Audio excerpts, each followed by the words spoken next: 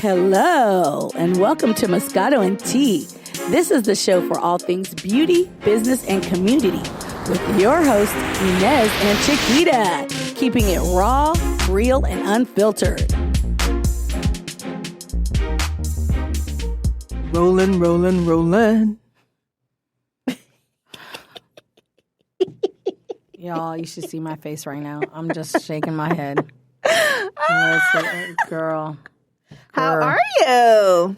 I'm good. How are you doing? You don't like my intro? Rolling, rolling, rolling. I'm trying out some different things. Season 5. I don't know. Taking it up a notch. Yeah. Okay. So, maybe I could, try out for the new, what is it, Jay-Z NFL thing for halftime show performance. I hear allegedly J-Lo is in the running. Yeah, I heard that Rihanna too. is in the running for the halftime show. But Rihanna, they've already asked Rihanna. I think she's turned it down. Yeah. I don't know. I don't that know. was before Jay-Z was in it. But yes, that would be very interesting to see if she's still sticking to her guns about, Kaepernick. That would be very Exactly. interesting. Yes. And my bet is she's going to stick to her guns and not do it. You think so? Absolutely. Okay. My bet is on that because she is very passionate about the stuff that she believes in.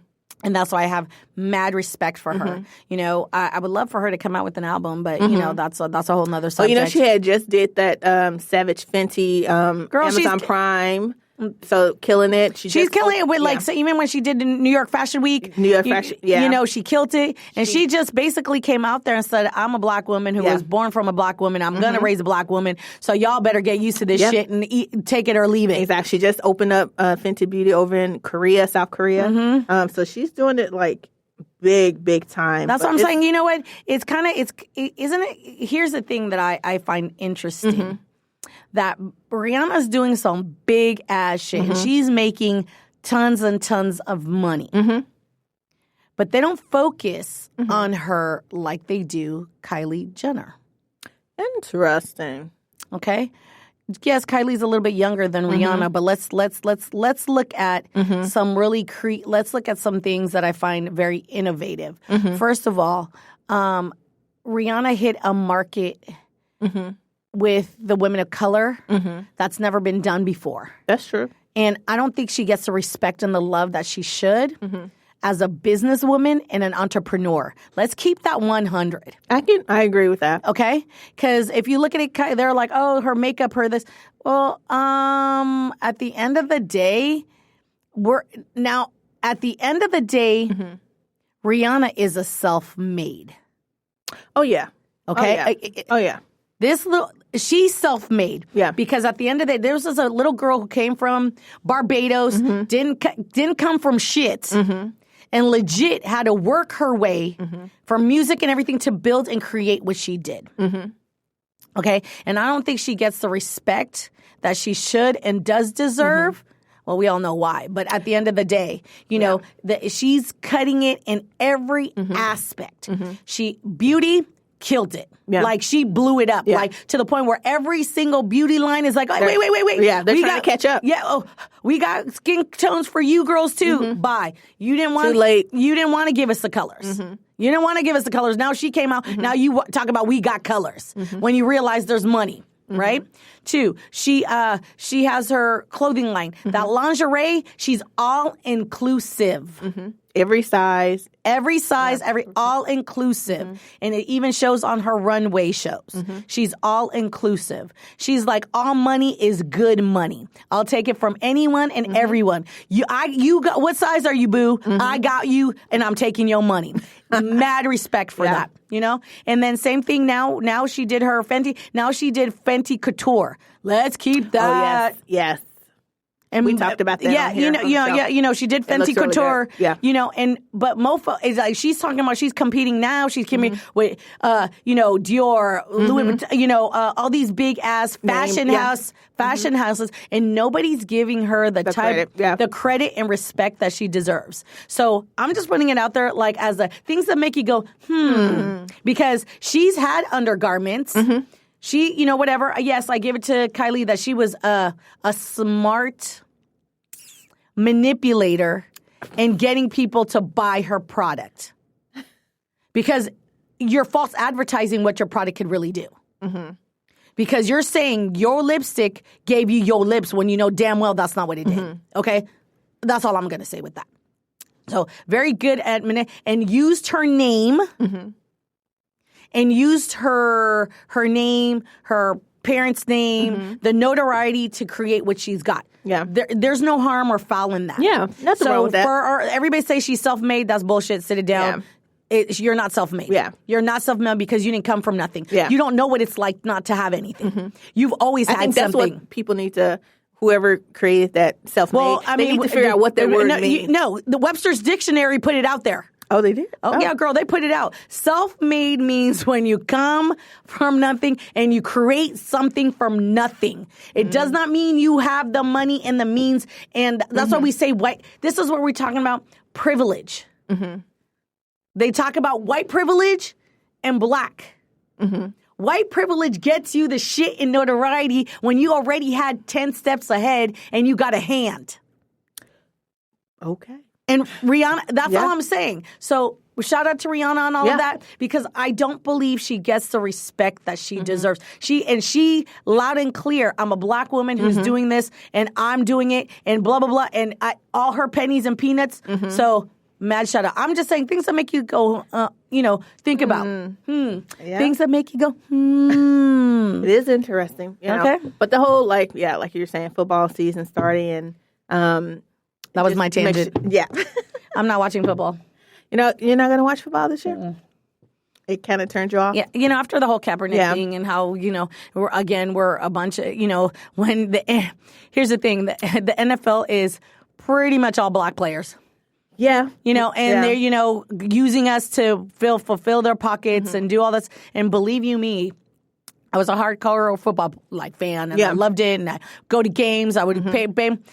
It just turned me off. And it's like kind of one of those things, it's always like that say, it's like, okay, go out there, go make my money. Well, it's interesting because it makes you think like what's going to happen with, like, for example, the Antonio Brown and how he's being accused of sexual misconduct, right now. And supposedly there's a second woman that came out and how he was dropped by Nike. From all of this and stuff, and it just makes you think, like, at what it kind of goes back to, conversation we had on another episode a while ago was the cancel culture and Nate Parker and all these, listen, you with the NFL, you could beat your girl, you could rape, like certain people. you can molest, you could do all kinds of shit. They'll forgive you.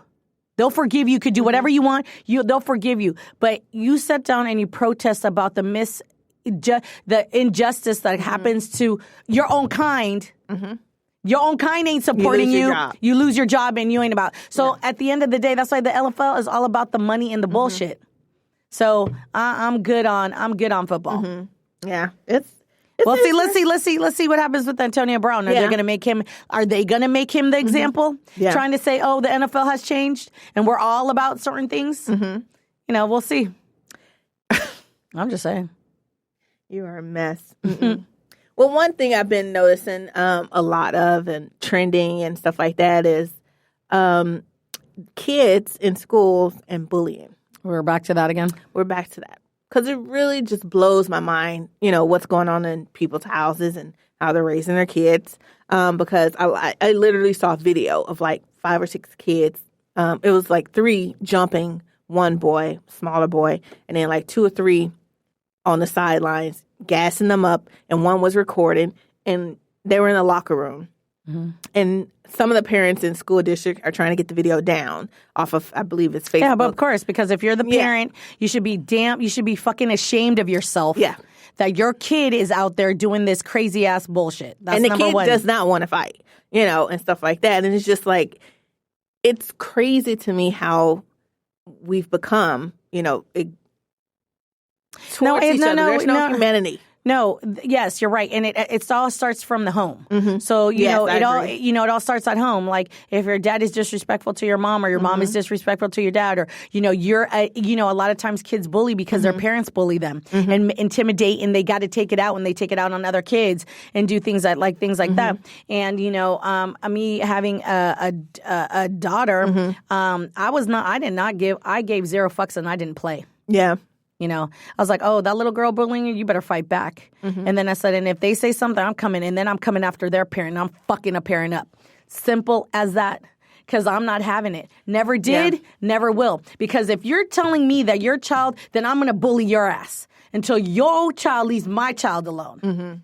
That was like, and I had no problems. But again, my personality and the way I did things, I wasn't having it. Yeah. Because, so the fact of the matter, as parents, we're not doing our job.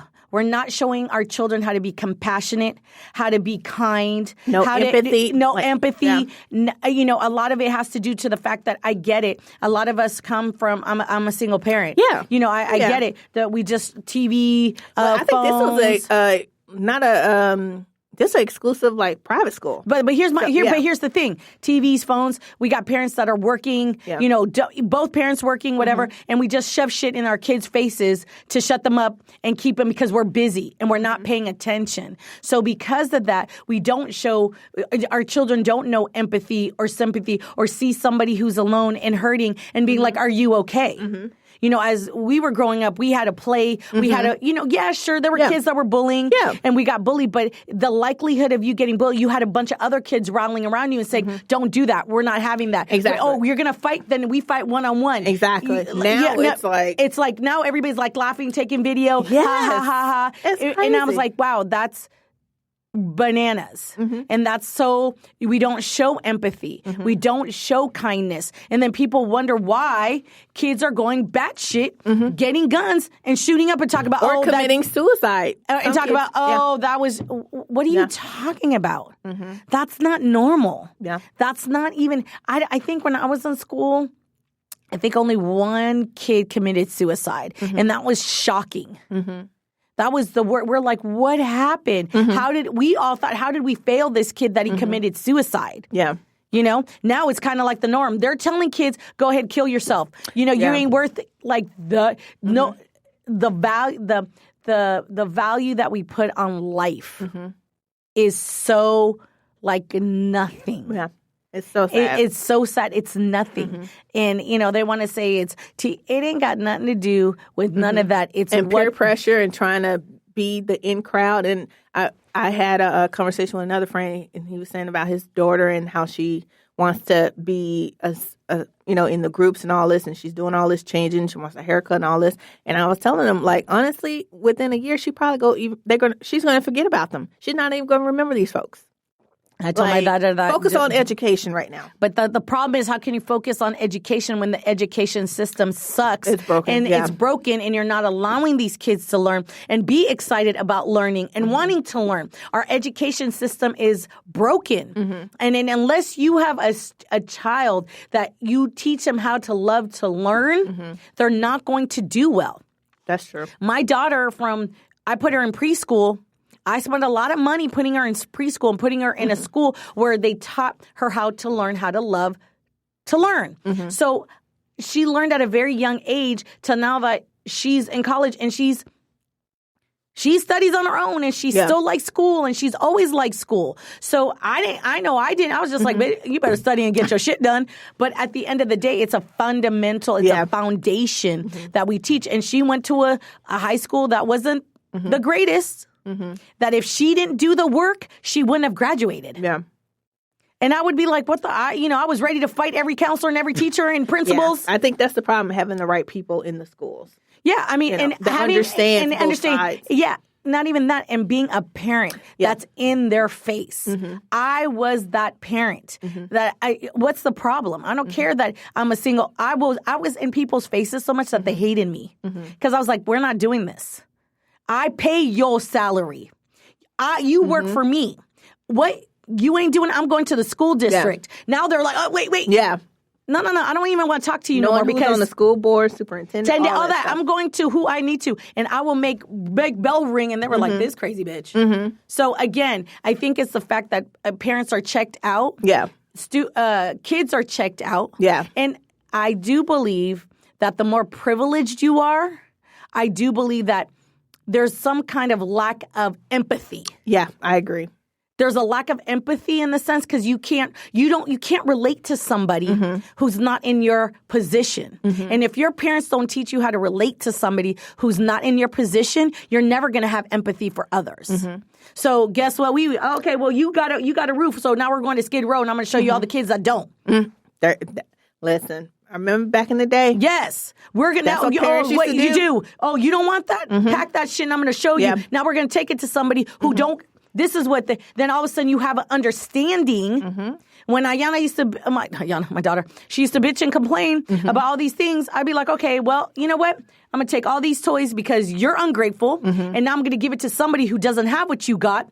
And then the first time I ever did that, she was upset. But then when we went to where we went to give those toys to children who didn't have and weren't able to, she understood and was like, whoa. Then afterwards, she'd be like, Mommy, I don't need all these toys. Let's take them to those kids that don't have what I have. That's what needs to happen. That's what I'm saying. That's what we need a little bit more. And don't get me, I think there's a lot more kids that do that than that don't. Yeah. But the problem is that we don't celebrate the children that do that.